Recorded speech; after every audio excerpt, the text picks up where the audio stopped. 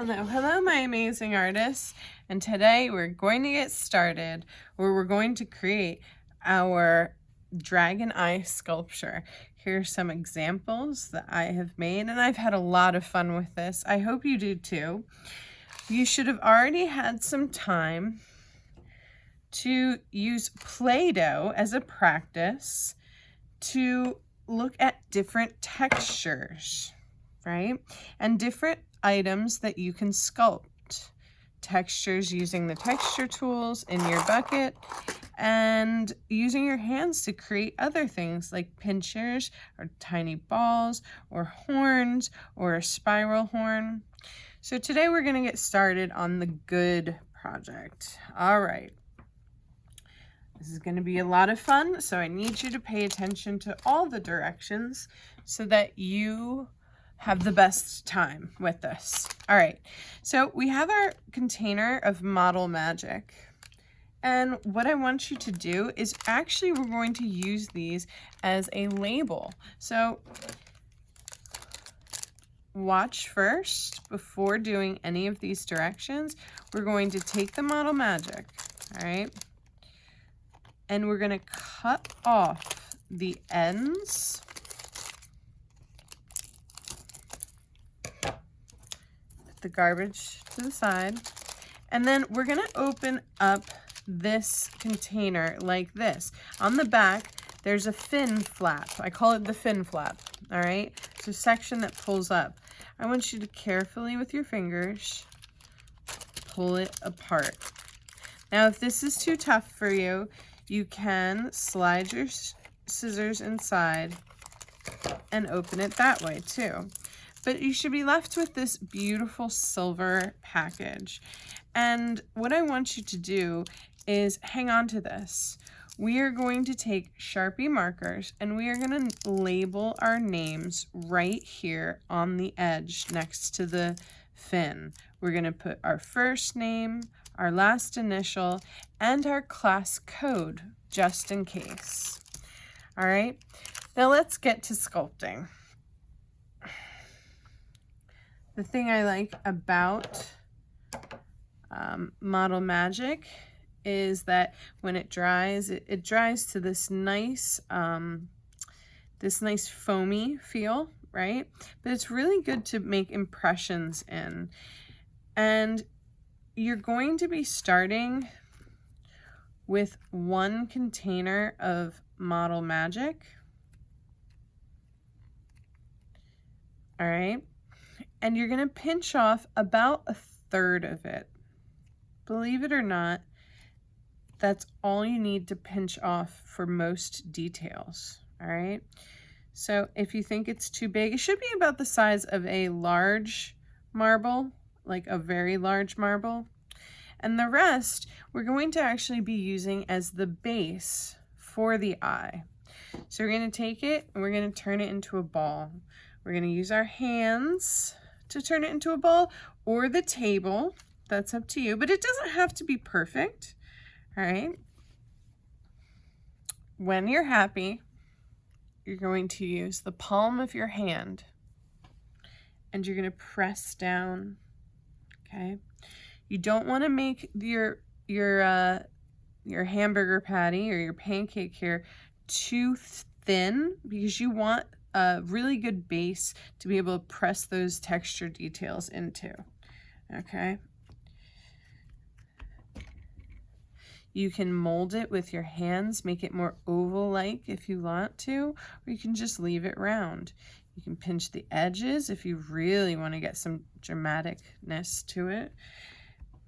But I'm pretty happy with this. And this is no thinner than a pencil. I don't know if you can see that. It shouldn't be thinner than a pencil anywhere on the pancake.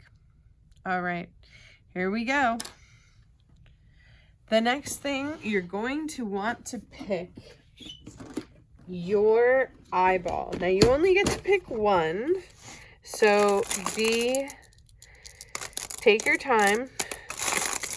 And you get what you get. If some of these colors run out, then they run out. All right? But there's plenty for all of us.